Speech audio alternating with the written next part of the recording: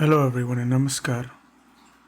So, today's podcast is a continuation of the reading of the book titled Ananda Marga Elementary Philosophy. And this is the second part to the chapter titled What is this world? The crudest stage in the creation is Chpt.3.Pt, where consciousness exists as an inanimate object.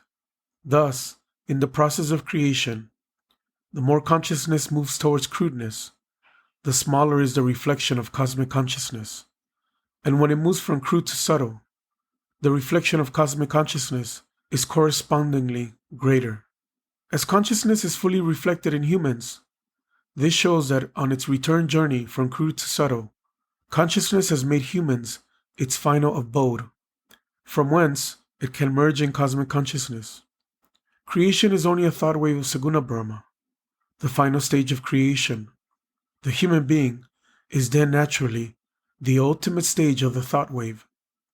Thus, humans are the highest evolved beings and are the ultimate stage in the evolution of life. The crude universe is formed as a result of the psychic survey of the qualified supreme entity, Saguna Brahma. And humans appear at the last stage of this survey, while Vyoma Tattva, ethereal factor, forms the first. In creation, besides millions of human beings, we also find animals, plants, and matter in the five fundamental factors of Chiti, solid, Apa, liquid, Agni, luminous, Vayu, aerial, and Vyoma, ethereal. Humans, who form the last stage in the thought wave of Brahma today, must have, at the earliest stage, also existed as the first stage or Vyoma Tattva. They must have, in the course of the thought wave, evolved to the next stage of Vayu Tattva. But the first stage of Vyoma Tattva could not have disappeared altogether, because air, or Vayu Tattva, cannot exist without the presence of ether or empty space. Even when the first stage of the thought wave evolves to the second stage, Vyoma Tattva, or ether, continues to exist. The question about the replacement of Vyoma Tattva, which has already passed on as the second stage of the thought wave, arises here. There is only one possibility, and that is that Brahma again takes up the form of Vyoma Tattva. Vyoma Tattva would have completely disappeared from existence in the course of creation if it were not replenished. Just as when the students are promoted from class 1 to class 2, class 1 would remain vacant unless fresh students were admitted. And when the students of class 2 are promoted to class 3, they are replaced by promotions from class 1, where fresh admissions are again made. This also applies to the thought waves of Brahma. When Vyoma Tattva, ethereal factor, gets converted into Vayu Tattva, and Vayu Tattva becomes Agni, the vacancy created by the formation of Vayu from Vyoma is filled by Brahma, creating more Vyoma Tattva in its thought waves. The student who joins class 1 earlier will obtain his degree sooner. Similarly, unit consciousness, which formed the first stage of the thought wave of Brahma as primitive protozoa, will, after passing from subtle to crude and then from crude to subtle, develop as humans at the earliest moment. The speck of dust, which has an intermediary state in evolution, lies as an inanimate object today, will also someday be transformed into humans. As Saguna Brahma is subtle, and creation moves from subtle to crude, and then again from crude to subtle, this shows that creation is formed out of it and again marches back to it. Purusha is subtle by nature. It is due to the maximum influence of Prakriti that Purusha becomes the crudest in Chiti Tattva. When the influence of Prakriti is greater, Purusha becomes cruder, and when that influence is less, he is more subtle. This is the reason that Purusha becomes inanimate, Jada, in Chiti Tattva, where the application of the qualifying principles of Prakriti has reached its climax.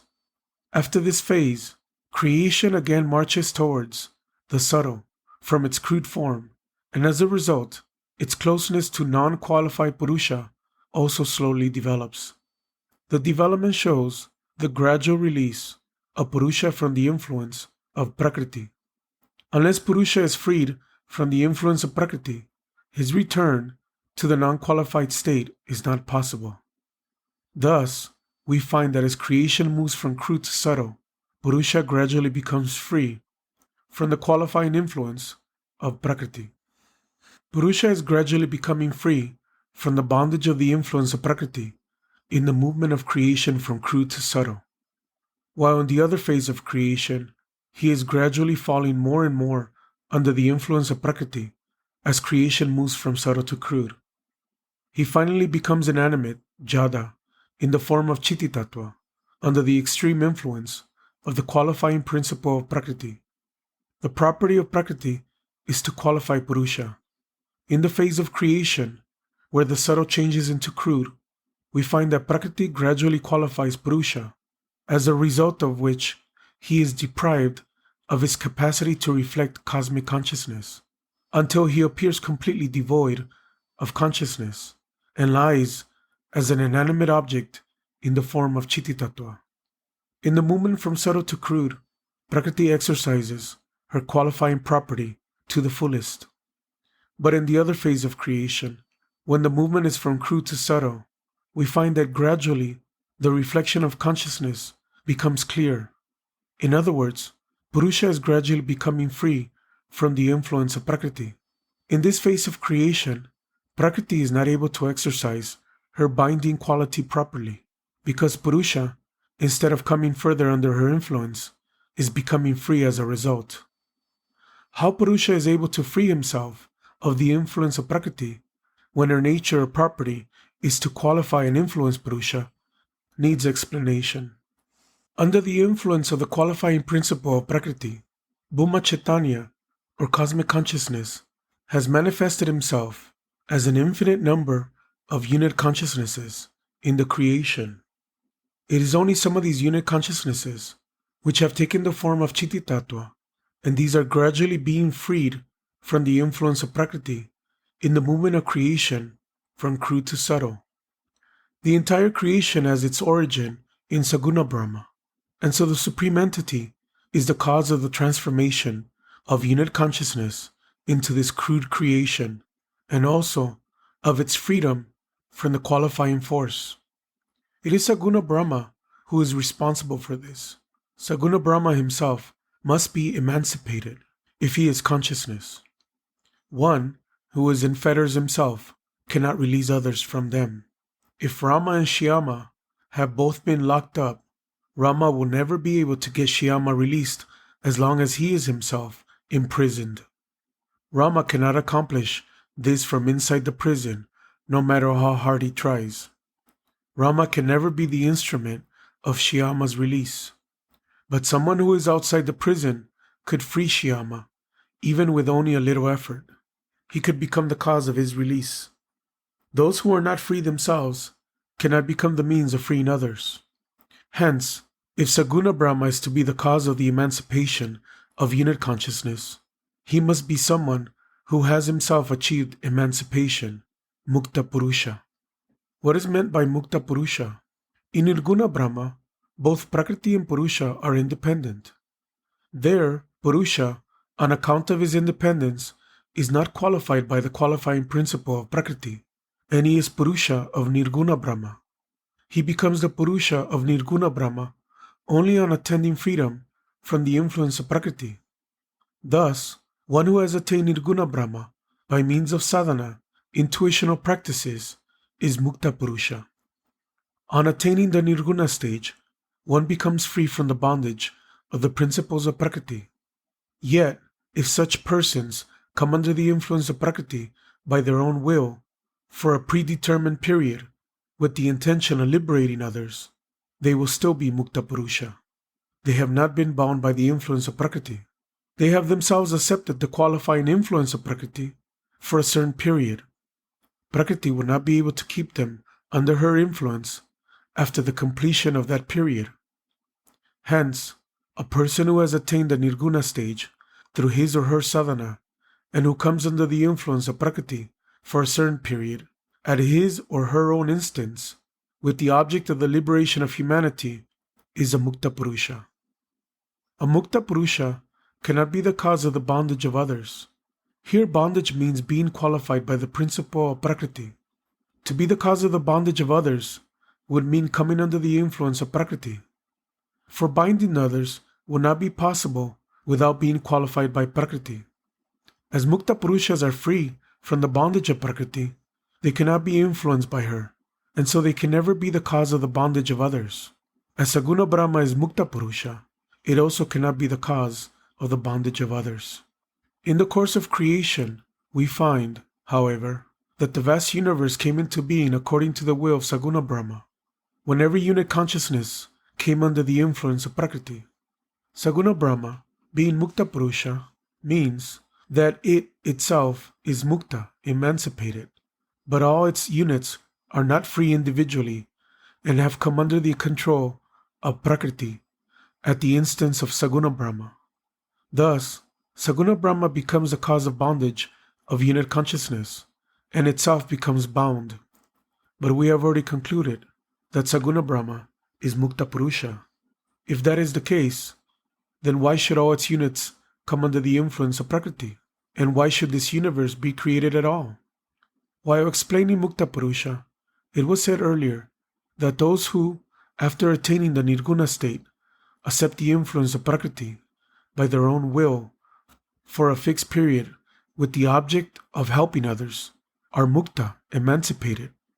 As a Mukta Purusha, Saguna Brahma has to accept the influence of Prakriti for a certain period after attaining the Nirguna stage, with the object of serving living beings, jivas.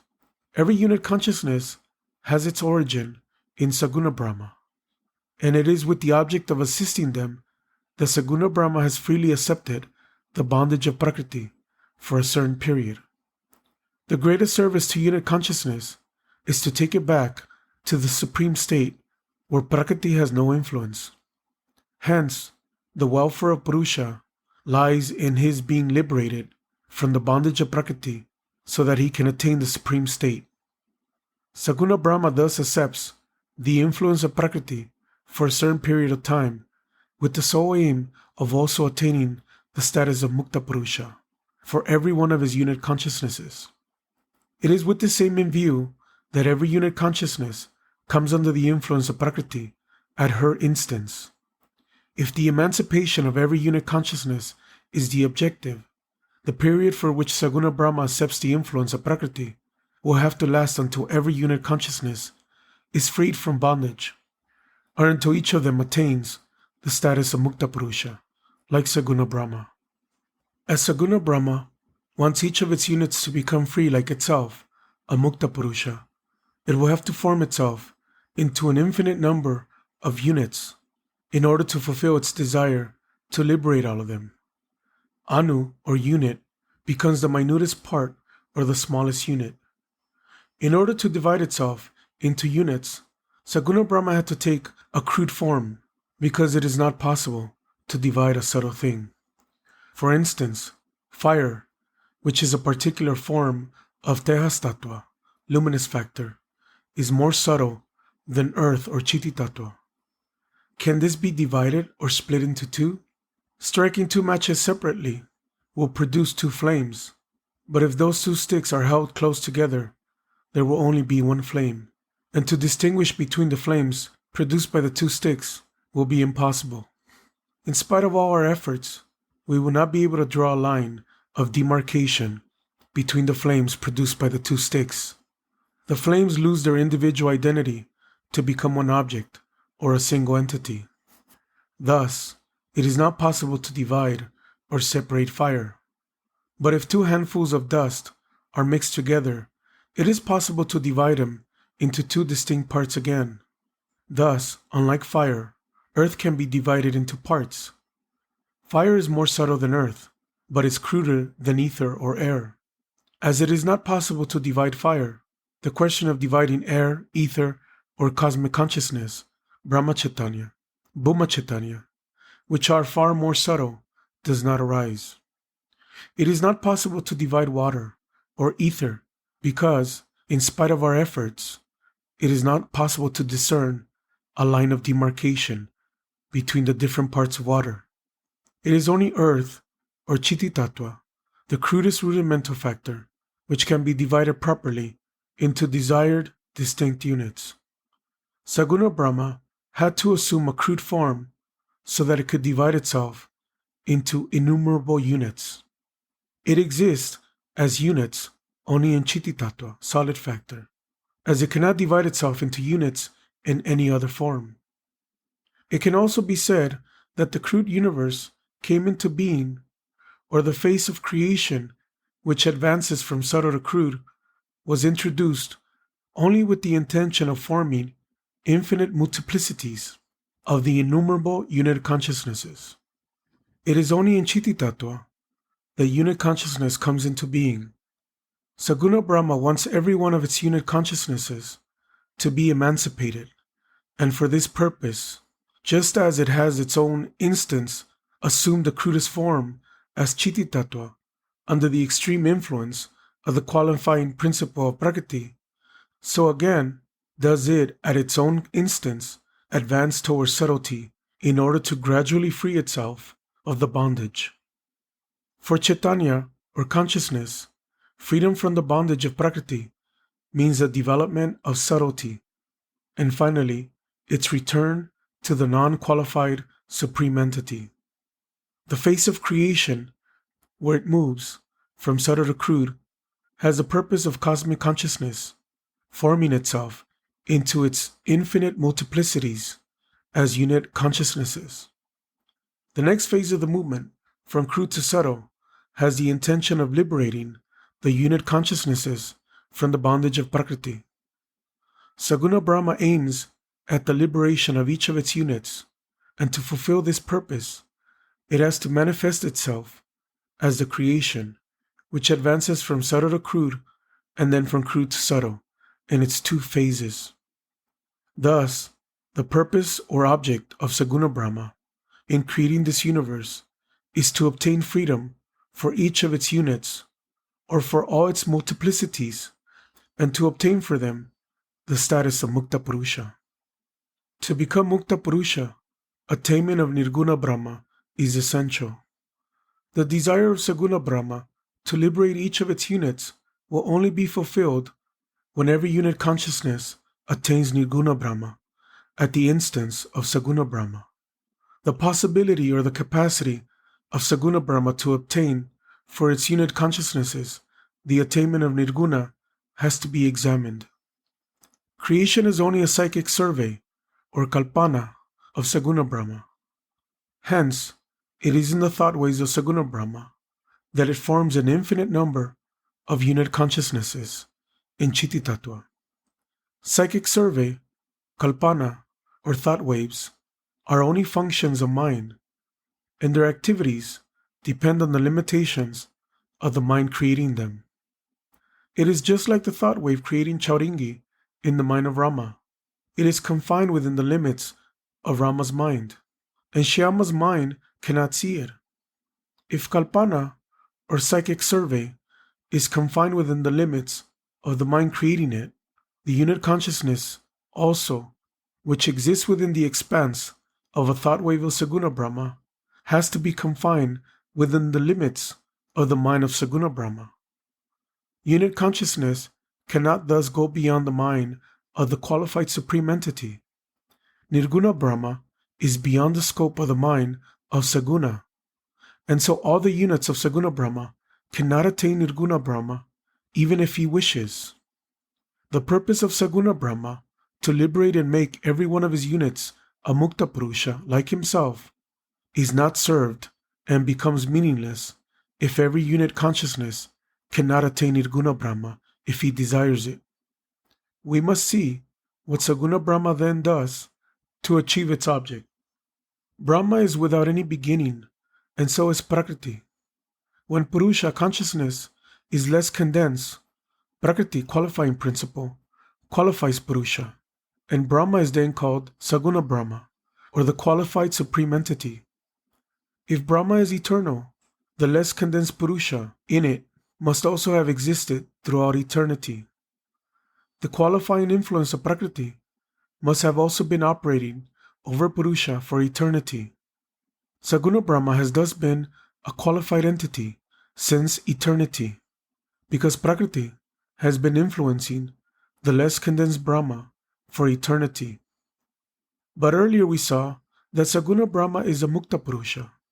This shows that Saguna Brahma, which was formerly in bondage, later became emancipated. Here, however, a question arises about the agency which brings about the emancipation of Purusha from the influence of Prakriti. There is no other entity except Prakriti, and Purusha has been under the influence of Prakriti throughout eternity. In the absence of a third entity, and as Purusha is under the influence of Prakriti, the only course possible for his liberation is through his own desire and effort. The effort to liberate oneself from the influence of Prakriti is called sadhana. Before Saguna Brahma became free from bondage, it was called Prajapati. And after it attained emancipation by sadhana and became Mukta Purusha, it was called Hiranyagarbha. Saguna Brahma wants, but is not able to obtain the Nirguna state for unit consciousnesses, or unit Purushas, and its object is not realized. The object of Saguna Brahma could only be realized if unit consciousnesses attain Nirguna Brahma by carrying out sadhana, like Prajapati. Sadhana means an earnest effort or an effort with intense longing. Sadhana for mukti, emancipation, means to make an earnest effort with an intense desire for liberation from the bondage of the qualifying principles of Prakriti. The effort with an intense desire to liberate itself from the bondage of Prakriti will only bring results if unit consciousness is alive to its subservient position and understands its bondage to the qualifying principles of Prakriti. The question of emancipation does not arise for one who does not realize his or her bondage and dependence. Hence, for liberation, it is necessary to be aware that one is in bondage. It is only after one realizes this that one feels the necessity to search for a method for one's liberation. Both the realization of being in bondage and a methodical effort to obtain liberation are required by unit consciousness for attaining emancipation. Units should also be so developed that they become aware of their bondage and are able to find the means to free themselves from this bondage. In Chpt.3.Pt, units are inanimate when they come into being. That inanimate Jada unit being, under the extreme influence of Prakriti, is incapable of even realizing its existence and will never be able to find the means of its emancipation. Saguna Brahma aims at the liberation of every one of its units, but is not able to achieve this completely in the case of Jada. Saguna Brahma, therefore, liberates them from the influence of Prakriti as far as it is possible according to its capacity. This is the reason for humans possessing clearly reflected consciousness, as they form the final stage of creation. In humans, the expansion is not complete, and they are unable to get absolute release from the bondage of the qualifying principles of Prakriti. But consciousness in humans is clearly reflected, and they are able to realize their subjugation. This also gives them the capacity to make an effort to perform sadhana for their emancipation. It was with the intention of creating humans capable of performing sadhana that Saguna Brahma came under the influence of Prakriti and brought this creation into being. So humans were created only to do sadhana and attain emancipation. Those who do not perform sadhana for their mukti, emancipation, even though they were created for this purpose, go against the wishes of the Supreme Entity. They defeat the very purpose of the creation of human beings. Consciousness in humans is a reflection on the mental plate, needing an adhara, or body made of the 5 rudimental factors, originating from Saguna Brahma. But the cosmic consciousness is not dependent on any adhara or body. Saguna Brahma, or the qualified Supreme Entity, has no body like that of a human being. Humans are a thought projection of Saguna Brahma and exist within its mind. Saguna Brahma could also have had a body like a human if it had existed within the mind of another entity and come into being as its thought projection. Saguna Brahma is non-causal. It has no beginning and no end. As such, it cannot exist in the mind of another entity and acquire a body. Consciousness, in humans, is only a reflection of cosmic consciousness, while the consciousness of Saguna Brahma is cosmic consciousness itself. Humans also receive antakarana, introversial psychic force, like Saguna Brahma, but a human being's mind is only a unit of the cosmic mind of Saguna Brahma, just as his or her consciousness is only a multiplicity of cosmic consciousness. Humans can also create their thought waves in the same way as Saguna Brahma created the universe in its thought waves. We saw earlier that Rama's capacity to create Chauringi in his imagination or thought waves while sitting in Bhagalpur is only momentary and appears real only to him. On the other hand, Saguna Brahma's creation of the universe appears real and is not momentary. This is so because humans, being a part of its creation, formed as a thought projection of Saguna Brahma, have a relative existence together with the rest of creation. The cosmos or Saguna Brahma looks upon its thought projection as real, and the unit within naturally has to feel it as real. Humans, therefore, consider the thought projection of the qualified supreme entity and its creation, the universe, to be a reality. While Rama's mind and its projection and imagination is limited, within which Shyama's mind does not work. The imagined objects formed in Rama's mind can be seen and considered real by him only for the time the spell of his imagination lasts. Shyama's mind does not exist within Rama's mind, and hence the former does not find these objects real.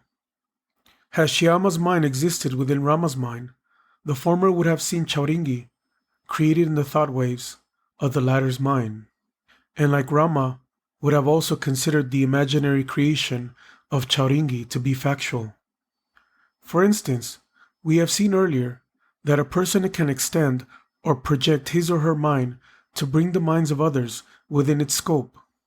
At that time, others also see that person's imagination and consider it to be real, like the magician's rope trick. Thus, human beings can also create objects in their thought waves, but they are only replicas of their previous experience. They must see or hear about the object which they create in their imagination. As Brahma is non-causal, nothing existed before or beyond it to enable it to copy any object in its thought waves. Hence, the thought projections of Brahma are always new. They are not and cannot be based on past experience like the imagination of human beings. The last and most important difference between Brahma and human beings is the difference in their characteristic property, or dharma.